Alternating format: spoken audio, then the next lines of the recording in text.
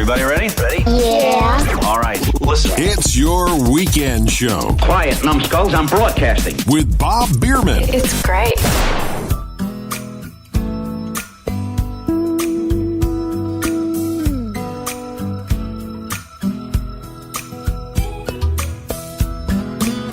For those of you who know me or have listened to this program for any length of time, you know that I love the radio industry. And I've seen it in my lifetime go through so many changes and improvements in some ways and maybe not so much in others. But for close to 50 years, I've been in this business, starting out when I was literally 16, going on 17. In my first radio job. Wow, how much has changed in just my lifetime in this business. Radio is such a fascinating entity to me.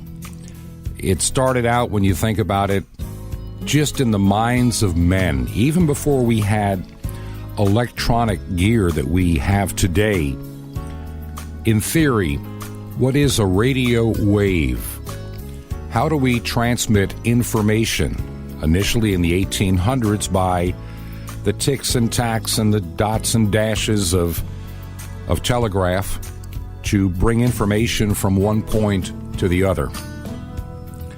And over the years, many of the greatest scientific minds around the world pondered the idea of some kind of wireless communication.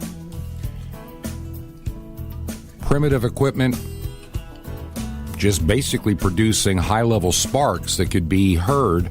You know, when you think about it, how it all started, it was Alexander Graham Bell and others that noticed the sound of lightning could be heard in the first experimental telephones. And this is kind of a wireless communication.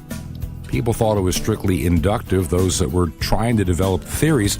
And remember, these theories are being developed long before we had any kind of real knowledge and test gear and development and everything else. You know, 700 lives were probably saved on the Titanic because of the ability of wireless communication to let them know they were in peril. And in just a matter of 8-9 years from that year, 1912, we're beginning to broadcast news and information and the human voice. If you lived 100 years ago and you were at my age then, 100 years ago, you would have thought that you had seen some of the greatest scientific innovations the world had ever seen. In your lifetime, you would have seen the electric light bulb, the telegraph. Think about that for a second. The electric light bulb, the telegraph. The most important invention prior to that time was probably the Gutenberg press, way back in the 1500s. And here we have telephone, telegraph, the beginnings of electric lighting, the phonograph, the ability to take black and white pictures, and even the great inventors like Edison showing moving pictures. You would have thought, what else could be invented or possibly even thought of at that time? And then the kind of accidental discovery of what is called the vacuum tube, which opened up the ability of amplification of the human voice with microphones and speakers, radio detection. The list just goes on and on and on. And as we opened up this box of knowledge, and every couple of years a new addition and invention, that by the 1920s, the beginnings of regular radio broadcasting featuring the human voice, music, news, and information was born. And how much it changed in those first years. By the way, this is your weekend show, and I'm your host, Bob Biermann. I'm so glad you're taking some time from your busy weekend schedule to spend it with me. Today is one of those days I want to talk about the radio business. I know a lot of people that listen to this program listen on international shortwave, and a lot of you that listen are also ham operators, so you understand the technology better than most people that we live with each and every day, whether it's the antique radio or the modern cell phone, satellite technology, digital communications. You get it. And if you're my age, look how much we've seen just in our lifetime, the changes that have taken place. When I was a young child, I lived outside of New York City on Long Island. And so I was exposed to some of the most important and powerful radio stations of the day broadcasting out of New York City. And I know others lived near other big cities. You might have lived near Chicago or Detroit or Atlanta or, Dallas, Texas. You could have lived near Los Angeles, any of the big cities, Washington, D.C., Charlotte, North Carolina, where radio stations were built in the 1920s and 30s, and even up until the beginning of World War II. And in just a matter of a decade or so, we had radio networks. We had live radio with orchestras playing music, people acting and doing radio drama. I will tell you, I may have been in this radio business all these years. When I started out, we were really what they called disc jockeys. We played records, we played tapes, we talked to our audience back in those days. And prior to that time, radio wasn't so much playing records, it was what television became in the 50s and 60s. It was your source of all-around entertainment, news, and information. I will tell you that I enjoy one little luxury in my life. I try to be a little bit frugal, but I do enjoy one luxury, and a lot of you radio purists will be upset when they hear this, but I enjoy my satellite radio in my car because we do a lot of travel, and I am frankly very bored with most of what passes for radio today on the AM and FM band. The AM band is talk, and there's nothing wrong with that. It's sports and some ethnic programming, maybe some community stations dotted here and there, but not like it used to be. And most of the FMs, not all, but most of the FMs are automated, computer-generated music boxes that don't have the one-on-one personality they once did just a generation ago. How things have changed, maybe in that case not so much for the good. Oh, I know how to use radio automation. I'm an engineer as well. So I watched the technology come in, and I work for companies that made decisions to save money and increase the bottom line and profits, to use less people and more equipment to get the job done. Young people today probably really don't understand what it means to have a radio personality that you enjoy listening to each and every day.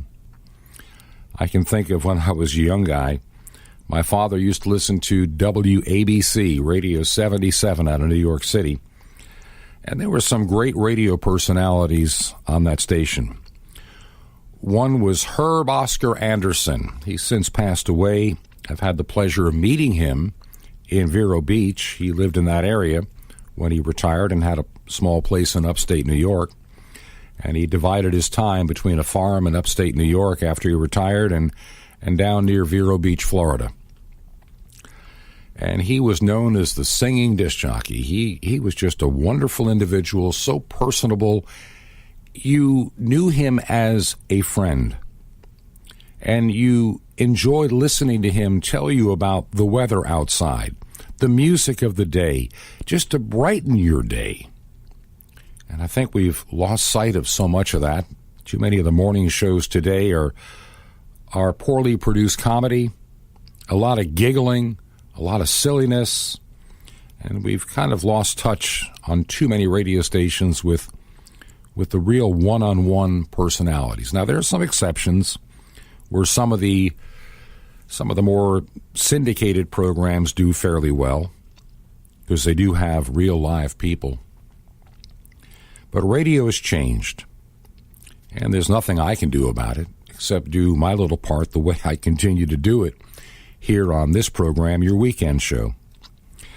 In my lifetime, I watched AM radio, the king of kings when it came to listening entertainment, be taken over by FM starting in the late 1970s. And I've worked in both AM and FM radio. I've owned an AM radio station at one point in my life. I love the business. And I know something else, those of you listening particularly on shortwave, that if you're old enough, there was a time that many Americans also listened to a significant amount of shortwave radio. See, back in the early days, before we had the higher frequencies harnessed and the invention of FM radio as we know it, there were basically three bands. You had the long wave band at the very low frequencies, and they were wonderful for ship-to-shore communications and even some regular typical broadcasting. Then the medium wave band, which we know today as the AM band, from roughly 535 to now 1700, used to be 1600. And then you had the shortwave bands that started above 3 megahertz up to about 30. And each of those bands had different characteristics for reaching people in different ways. Medium wave radio could cover large areas in cities and immediate rural areas, and at night, because of the ionosphere, they would bounce off there and even reach out extended distances, hundreds and even thousands of miles away at night. And that's why to this day, we have certain radio frequencies and stations that are protected in the nighttime for their extended coverage. Not that it's really that important as it once used to be in terms of our day-to-day life. And then the shortwave bands. They're terrible for trying to reach your community. Really, they're not really designed for that. They have a tendency to reach out and bounce their waves from the sky to the earth and back to the sky and back to the earth. And that's why a station like WRMI that this program airs on, or the Voice of Hope out of Africa, or many of the ones you may listen to if you're a shortwave enthusiast, we can have a transmitter sitting here in Okeechobee, Florida, and we can be heard all over the United States, Canada, Europe, Africa, into Asia, because of the uniqueness of the bands.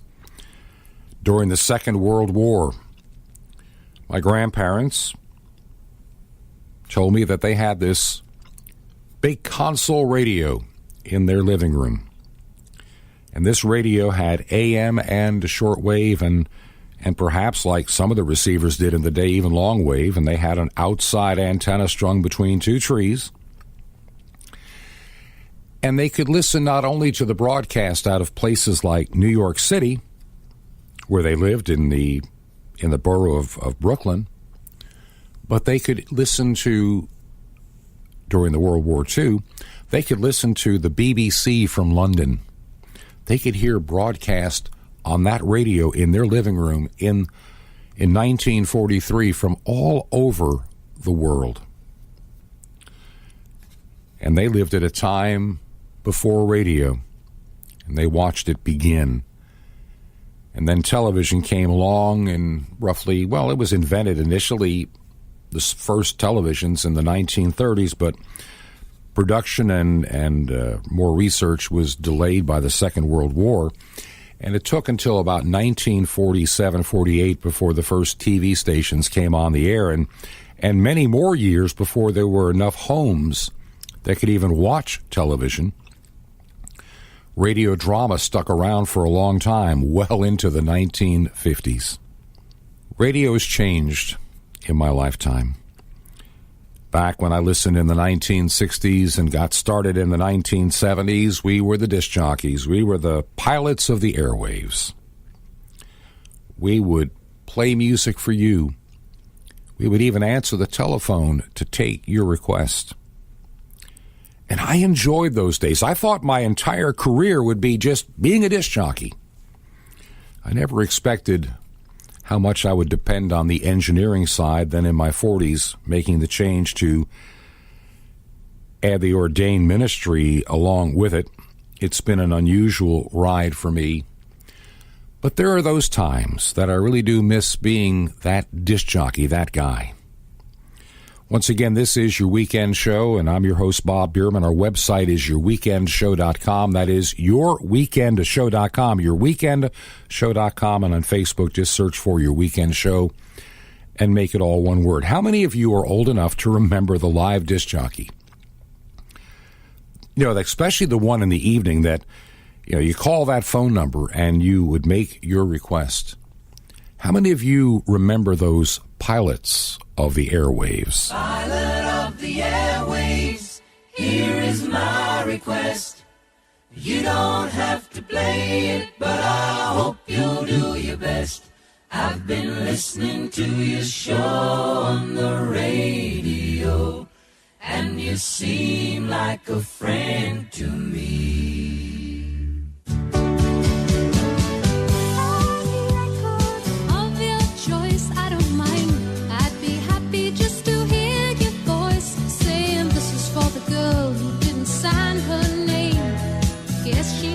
Dedication just the same. Late at night I'm still listening. Don't waste my time chasing sleep. People say I look weary, but that's just the company I keep. Ooh, you make the nighttime race. Ooh, I don't need to see your face. You're sounding good.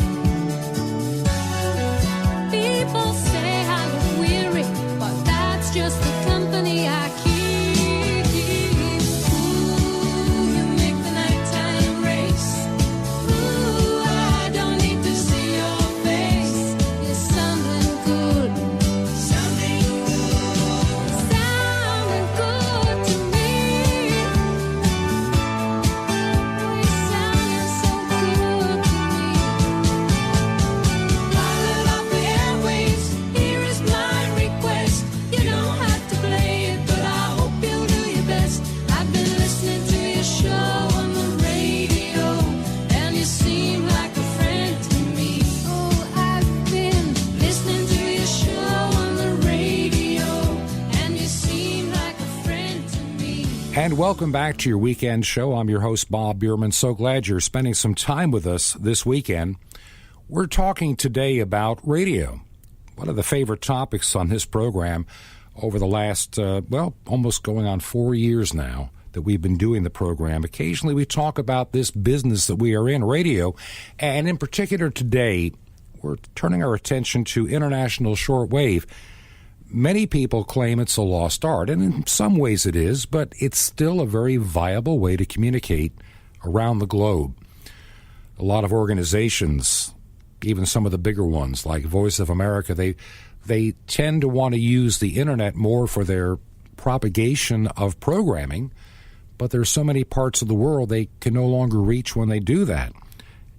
International shortwave has always been known as not having to be concerned about international borders as the signal travels from one part of the globe to the other. Many of you know this program is aired each week on WRMI, which originates out of Okeechobee, Florida, in the United States of America, and most of the audience on shortwave to this program comes from WRMI. I know that from many of the emails and letters that I get each and every week. Today in the studio with me is Jeff White, who is the manager and operator of WRMI, and I'm thrilled to have you with me, Jeff. I think this is the first time you've been on the program, if I'm not mistaken. Maybe a long time ago, but it's the first time in a long time. Long enough where I forgot anyway. Shortwave radio, it's been one of your passions and hobbies for a long time. How did you get into the hobby of listening to shortwave to start with? Well, out in the lobby there, I've got some of my old shortwave receivers you've seen there, and one of those was a little portable multi-band receiver that my parents had back in 1972. I remember the year. Mm-hmm. And I was curious, it had all these bands on it, and I was curious about the SW band, I knew it meant shortwave, but I didn't really have a great idea of what it was. And so one night I just started tuning across shortwave, and I found first station I ever picked up was Radio Prague from the Czech Republic in English, and I thought that was cool. Back during the Cold War, It's like, oh, absolutely. and so that was particularly interesting back then. And so I started listening to it. It was a transmission on every night at the same time, and I listened to it every day, and eventually somebody moved the dial on it, and I couldn't find it again. And I tuned to, I think I found Radio Netherlands and Radio HCJB from Ecuador and various others. And anyway, I got hooked on shortwave radio that way as a listener back in the early 70s. And back in the 1970s, as you were talking about, I can remember the first time I ever got my hands on a shortwave receiver, about the same time. It fascinated me to listen to these stations from such a distance. I mean, I thought it was incredible at night in the United States getting an AM radio station from, let's say, Chicago to upstate New York, or Nashville, Tennessee to South Carolina. But we're picking up broadcasts that come from Europe, from Asia, from South America, from even Australia back in the day. And the interesting thing about it was all of them had, almost all of them, had transmissions in English. And so that was kind of interesting. It really was, and it got me kind of hooked. And then, of course, in my case, I went to work for a manufacturer of equipment to actually start building these kind of transmitters. And that's when the bug really hit me, when I was building this stuff and dealing with some of the governments and even a handful of private operators around the world buying this equipment. And I think the game changer came for me in the 1980s when I bought a new car. And I bought it on the cheap without a radio because it was on the lot, and I figured I could add a radio later. And one day, traveling into Manhattan in New York City, I found an AM/FM with cassette and shortwave. And that changed a lot for me, because in those years I was working for that manufacturer, and I used to do a lot of driving, especially after we moved the company to Georgia. And late at night, I would listen to shortwave as I'd be driving 5 or 6 hours, and I was amazed how often you could pick up a station and listen for hours on end. And one of these stations I used to get quite often was known then as WYFR. And you can't miss that one. Currently WRMI today. Right where we're sitting right now. And I never would have believed I'd be here. Matter of fact, we're recording this program at the studios of WRMI. And to listen to that and realize that they were targeting the world from Okeechobee. Mm-hmm. Now, you started Radio Miami International, and your first transmitter was actually down in Miami, correct? That's right, yeah. One 50-kilowatt transmitter, and and one actually put up 2 antennas down there, but mainly beaming to the Caribbean and Latin America. Mm-hmm. Yeah. And how many years were you in Miami doing that? Let's see. It was about 20, maybe 20, over 20 years, I think. 20 years. Yeah. And it's a different kind of radio than conventional, as we know it, AM and FM in the United States. It is a totally different animal because, you're not thinking in terms of a local market selling, advertising to a local retailer. You're really talking to an audience that may be 5 or 10 or 12,000 miles away.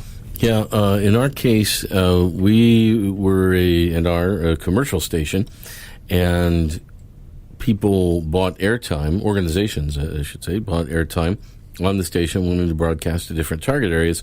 And the biggest target area for us in the beginning was Cuba, because, being in Miami, a lot of Cuban exile organizations wanted to broadcast programming to Cuba, where they couldn't obviously get on the air within the country. And so that was a very big thing for, I don't know, the first 15 years or so. Also, we did a lot of broadcasting to Haiti and, to other parts of Latin America. That was our big target area. Now, this station, when it was WIFR, and it was operated by Family Radio under Dr. Harold Camping for many, many years, and they built out here, I guess, in the 1980s in this location, though it started up in Massachusetts years before on a station that had been through a couple of owners prior to Harold Camping before they moved here. And if I'm not mistaken, this is about the largest privately owned shortwave facility in the world, or at least the Western Hemisphere. Is that correct? Yeah. In the Western Hemisphere, it is. There may be 1 or 2 in the Eastern Hemisphere that are about the same, or maybe even a little bigger. But over here, it's about the biggest. Yeah. Harold Camping had big ideas when he moved the facility from Situate, Massachusetts, down to Okeechobee, Florida. The idea was to have more space, for more transmitters and more antennas, and he did it in a big way. Oh, he did, and his goal was to cover and reach the world with the message that he had, and he did, from what I could hear when I used to listen way back when in the 80s and into the early 1990s, he certainly did. Absolutely, yeah. They used to call it, I think, the Radio Moscow of the Americas, or something like that. Mm-hmm. And because it was on every on every band and dozens of frequencies. and those that are regular shortwave listeners can probably remember the hourly ID that had the trumpet music of "To God Be the Glory" every hour. Mm-hmm. When they started a new frequency or a new program. That was their station signature, and that's something that's unique to shortwave. Because some frequencies do operate 24/7, but there's some you only operate, let's say, 5 or 6 hours at a time, because you're trying to reach a specific target in the world during their prime time listening. Mm-hmm. Yeah. And so they have these, what they call interval signals, a little bit of signature music that they'll put on for maybe 5 minutes before the beginning of each broadcast, and that identifies the station. So it's for people who are, the shortwave listeners who are tuning around, and they want to, they know which station that they're tuned to once they hear that interval signal. I can remember Radio Deutsche Welle had a very unique signature sound at the top of each hour with that kind of a chime that they used, Yeah. I can't remember, I don't even know what the name of the music was, probably just unique to them, but if you heard it, you knew it was Radio Deutsche Welle coming on the air, and they'd be doing that for 4 or 5 minutes, and then they begin the broadcast. Yeah. And they still do it today. They do, although less of it, because they're using shortwave less today, unfortunately. But yeah, they still have that interval signal. One of our mutual friends, because of the associations and groups that you're in between HFCC, which is the High Frequency Coordination Committee, which is an international group that gets together to decide who gets what frequencies at what time of the day and where you're trying to reach. And also, there's a domestic organization called the National Association of Shortwave Broadcasters, which he's a member of. And you know, in my conversations and yours with Ray, he operates, or the group he's with, they have a station in Zambia, which is in the eastern part of Africa, that covers pretty much most of that continent and a few other surprising places at times around the world. He was sharing with me, and I think he shared this before at one of the meetings we were attending, this map of internet coverage. You remember seeing that? He would show that. And you see in the United States and Europe and the United Kingdom, you see a lot of brightness of where internet is being used, but it is amazing how many billions of people in this world do not have any reliable internet access, and let alone high-speed internet access. Yeah. So streaming audio or streaming video is something they can't do. They're lucky to read a few web pages and get email. On that map, or that photo of the Earth at night, they're showing the internet access. There are dark continents like Africa and much of Asia and Latin America where internet access is just not North Korea, real prevalent. Oh yeah, sure. And you many can see parts of China. The line between North and South Korea very clearly. Yeah. And even China has many dark areas, but there are multiplied, well, millions upon hundreds of millions that just don't have that kind of access unless they have specific jobs where they're allowed to have access to internet or live in certain places and cities. Many of the rural people, it's simply not an option. That's right. And even if they do have internet, they often don't have access to high-speed internet or internet that's capable of listening to audio streams. So they depend on shortwave. And also in many parts of the world, you're going to find one other aspect. Many governments, and a lot of people, I think, understand this, but a lot of people don't. I meet young people that don't understand the concept that in some parts of the world, internet is highly filtered, for content, what you can and cannot see.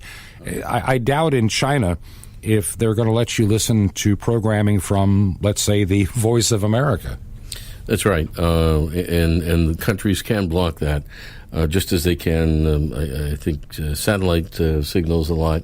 But shortwave, it's difficult. I mean, they can do what's called jamming. They can put something on the same frequency, but because of the way shortwave radio propagation works, it's very difficult to jam signals effectively. And so essentially, it is really the only method of direct communication from one country to another that, where there's no control in the receiving country over which you're broadcasting.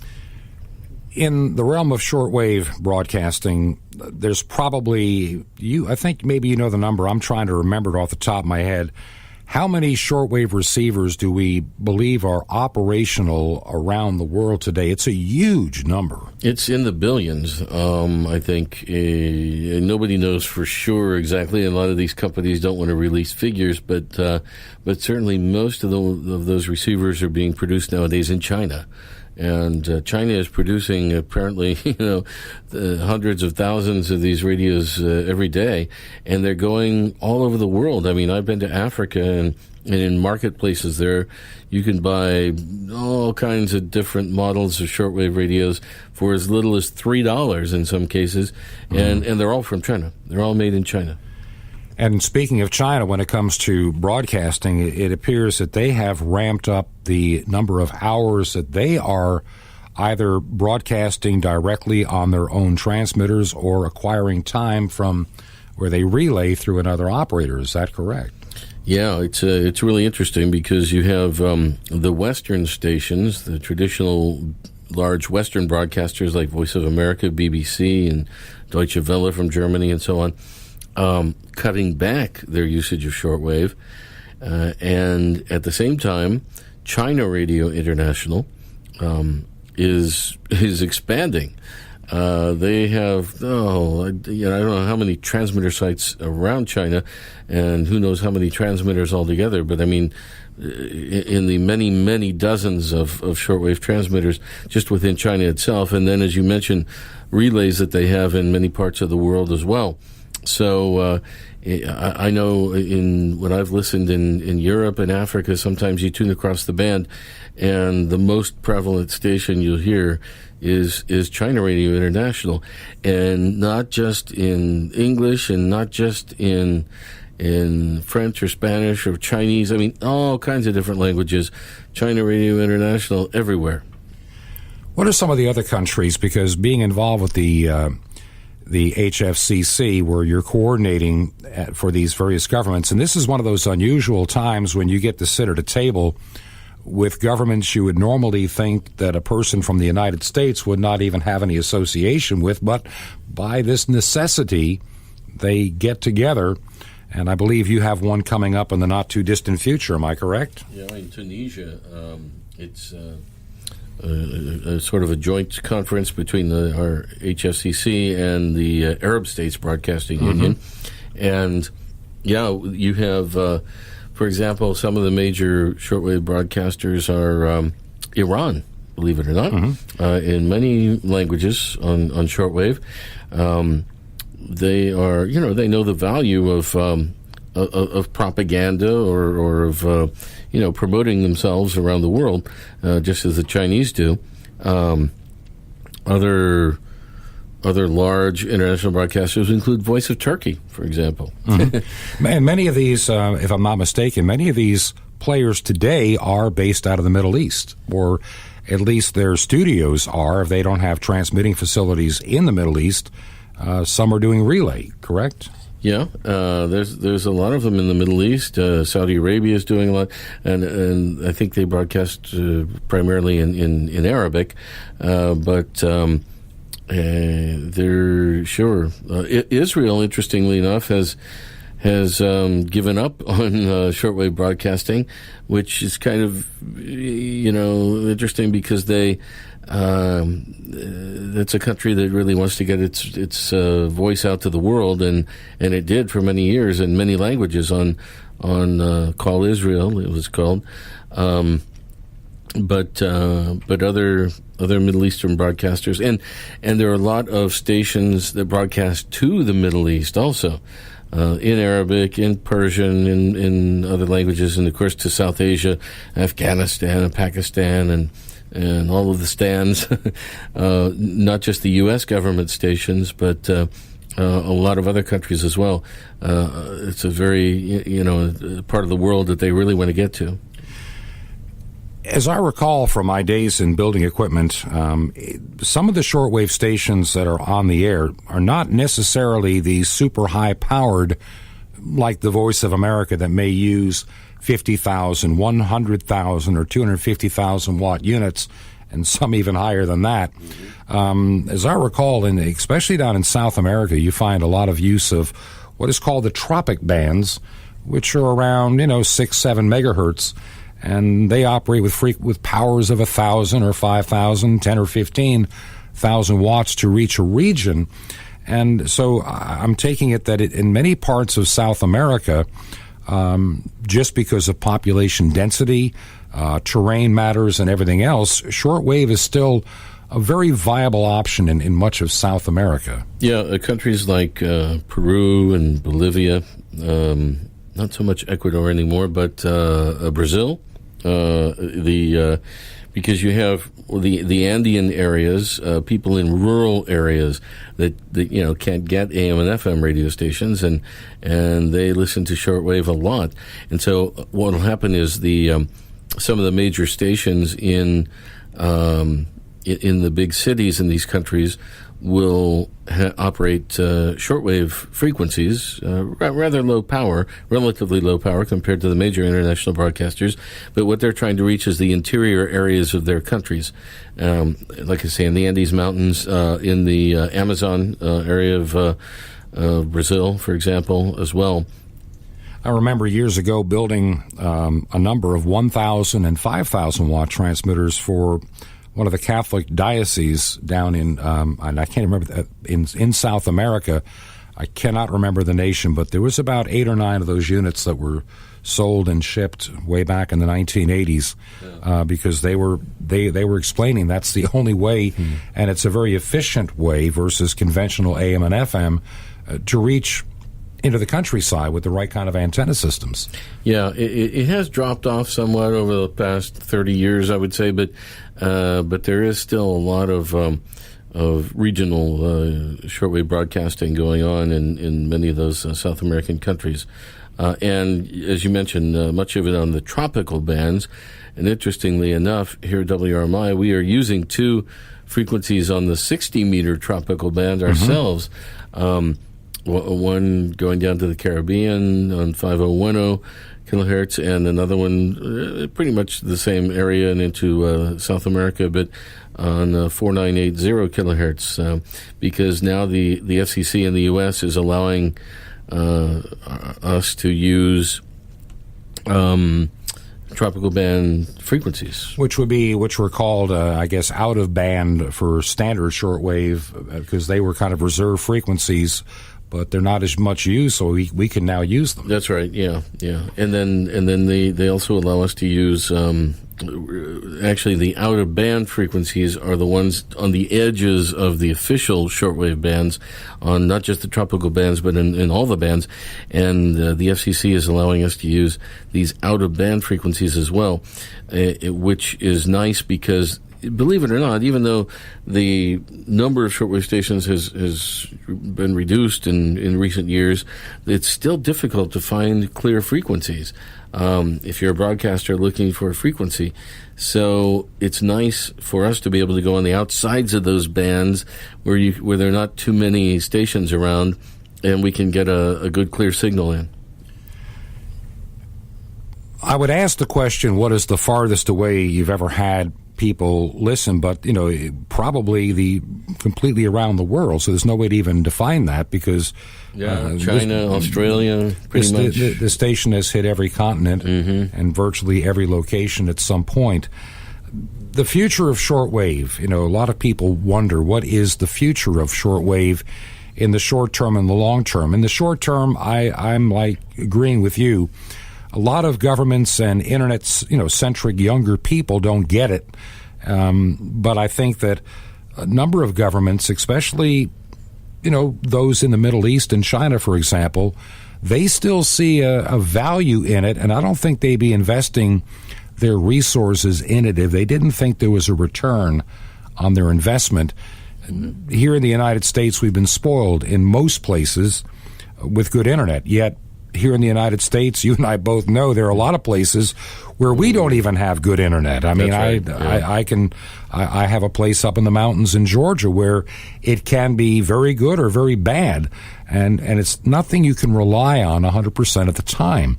And in some of the more rural parts of the United States, you just don't have broadband yet.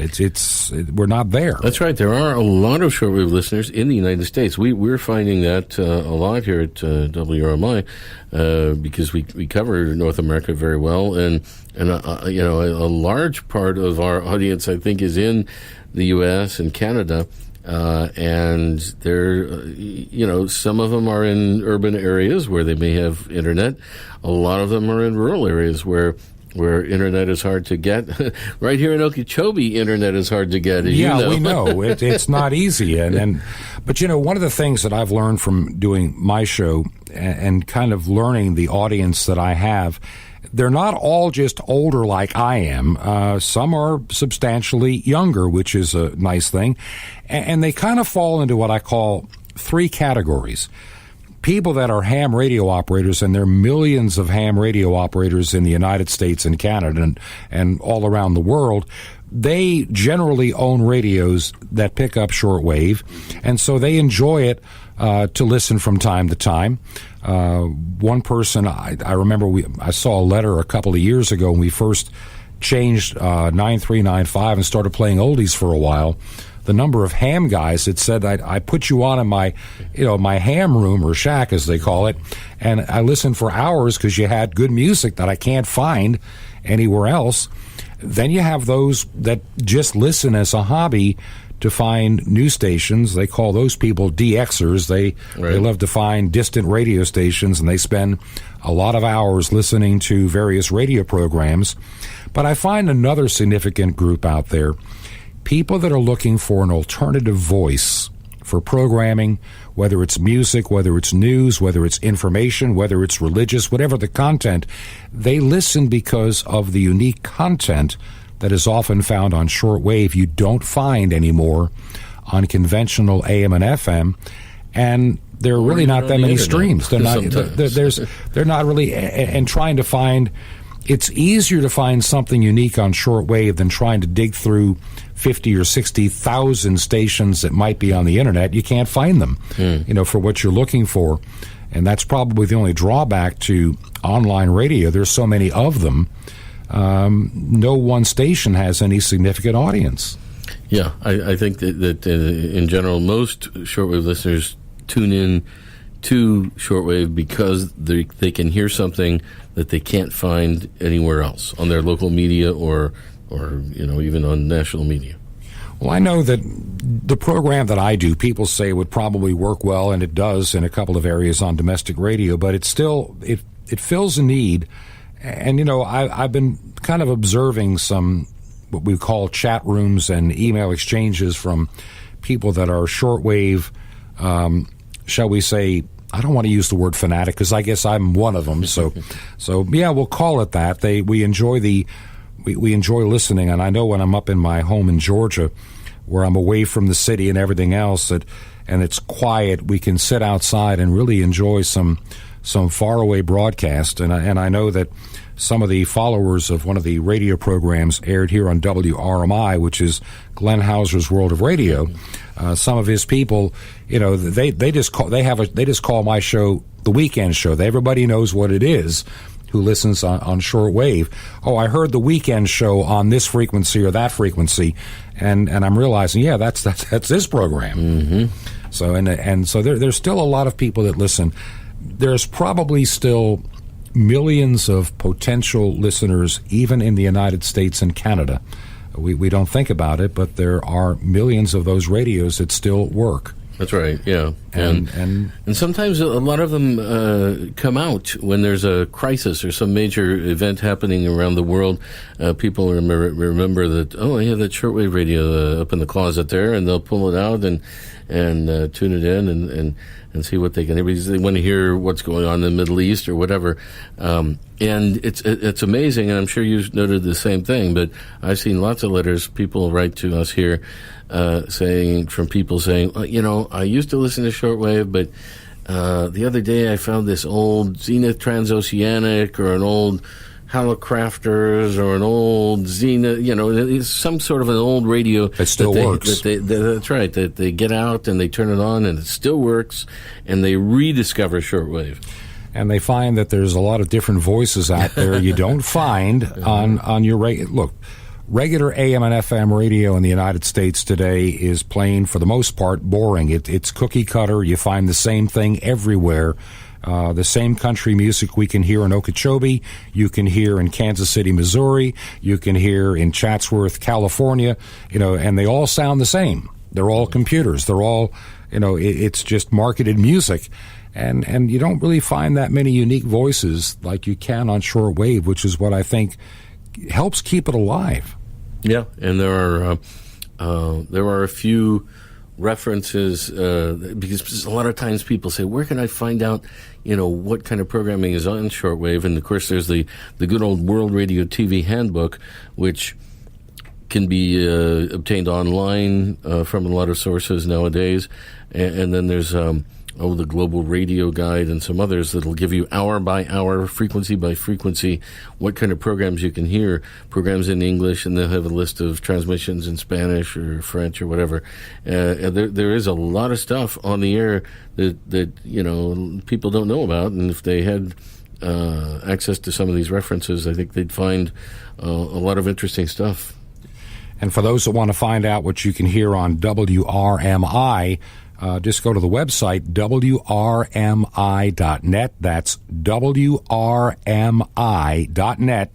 And the entire program schedule and transmitter schedule can be found right there under the tab that says Programming. That's right, yeah. And there's also another association that this station belongs to, and you are very actively involved with, the National Association of Shortwave Broadcasters, the NASB, and they too have a website if you'd like to find out some of the members, and that is shortwave.org. That's right. That's shortwave.org. And you've been involved with them for how long? Can you remember? Let's see.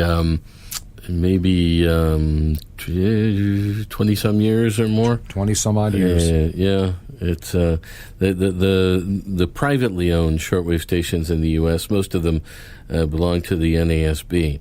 And, in fact, the organization is headquartered right here in Okeechobee. Right here in this building. In this building. In this very building. Or the file cabinets. And everything else that goes along with it. Shortwave has been a fascination for me, and I never thought in the 1980s, as I got so interested in building that equipment, and it's some big stuff, and it was one of the greatest challenges of my younger life. I never dreamed, I did dream that wouldn't it be fun to be on the air on shortwave, and I never thought that dream would ever be realized, but by the fluke of circumstances in 2015, it happened, and here we are. You know, it's only a few more weeks from now that we hit our 4th anniversary of doing your weekend show. It's hard to believe. 4 years, entering our 5th year in the beginning of March, so we're only about a month and about a month and a half away from the 4th anniversary. I want to thank you, Jeff, for taking some time to be on the program today. Is there anything you want to share with this audience about, this station and your thoughts in general on shortwave? Well, I think shortwave, some people say shortwave is dead, but we know, and I think most of you who listen to it know that it's not. And I think it probably has a good future ahead of it. I mean, as we've noted, there are hundreds of millions of these receivers available around the world that will be around for years and years to come. And as long as there's somebody out there with these radios, somebody will be broadcasting to them, whether it's governments or private organizations like us, or religious organizations, or cultural, whatever. I think that the shortwave broadcasting will continue for quite some time to come. I want to remind you, you're listening to Your Weekend Show. I'm your host, Bob Biermann. Really, a quick reminder about our website, yourweekendshow.com. That is yourweekendshow.com. Also find us on Facebook. You can just go on Facebook and search for Your Weekend Show. Make it all one word. You'll find us right away. Thanks, Jeff, for taking some time out of your busy schedule to join us here on the program today. Well, thank you, Bob, and it's always a pleasure to have your weekend show on WRMI. Woke up this morning and the streets were full of cars, all bright and shiny like they just arrived from Mars. And as I stumbled through last night's drunken debris, the paper boy screamed out the headlines in the street. Another war, and now the pound is looking weak. And tell me, have you read about the latest freak? We're bingo numbers and our names are obsolete. Why do I feel bitter when I should be feeling sweet? Hello, hello, turn your radio on. Is there anybody out there? Help me sing my song. La la la, life is a strange thing. Just when you think you learn how to use it, it's gone. Woke up this morning and my head was in a daze. A brave new world had dawned upon the human race. When words are meaningless and everything's surreal, gonna have to reach my friends to find out how I feel. And if I taste the honey, is it really sweet? And do I eat it with my hands or with my feet? Does anybody really listen when I speak?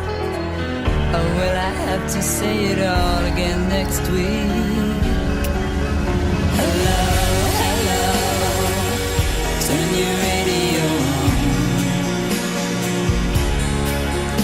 Is there anybody out there? Help me sing my song. Hello, hello, turn your radio on. Is there anybody out there? Tell me what went wrong. La la la, life is a strange thing.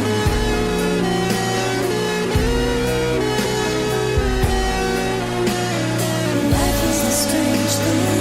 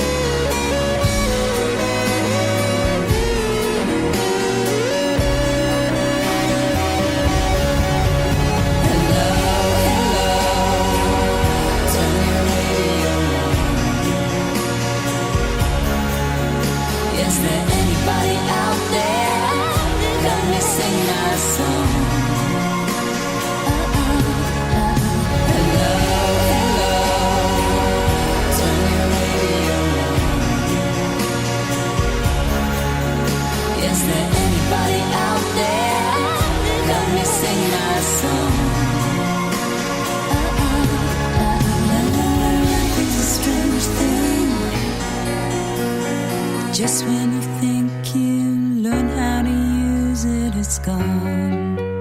Well, I know today's program has been a little bit different than your usual Your Weekend show, as we did a little focus on the radio business, the industry, and in particular, the value of shortwave radio in this very changing, highly technical world. There is still a need for this kind of communication, and that's why I still enjoy having this program on this particular medium. I am really considering, and give me your thoughts on this, expanding this show to, conventional AM and FM. I've really been thinking about it. We are online on Spreaker. We're online using SoundCloud and from the website, and some online radio stations as well, like Rackman Christian Radio, just to name one. And even on domestic radio in St. Kitts and here in the United States. But I'm really thinking about adding more types of stations, AM, FM, maybe additional shortwave, additional online, and stations maybe in other English-speaking countries. Because I really believe that there's a purpose for this program. Today's program, we just kind of step aside and kind of have some shop talk, as we would say in the business, and talk about the radio industry. Other times we talk about life and the challenges that we go through. And then we also remember how life used to be, how life is today, and maybe if we learn from the past on how to deal with the present, maybe we can do something to even improve our world going forward. And also, the most important thing in my life are things of faith and value that I want to share as well. I'm always amazed how fast the time can slip away, this hour we have together on Your Weekend show. And I can't thank you enough for taking the time to write me, to share your thoughts about the program and other things that you have told me about Your Weekend show. Please make it a point to share some of your thoughts this week with me as we look forward to what we can do together as we are on this journey of life. That's what Your Weekend show is all about. And I hope and I pray that you have a great week, and I hope that you'll be back with us next week at this same time. Until then, this is Bob Biermann wishing God's greatest blessings upon you.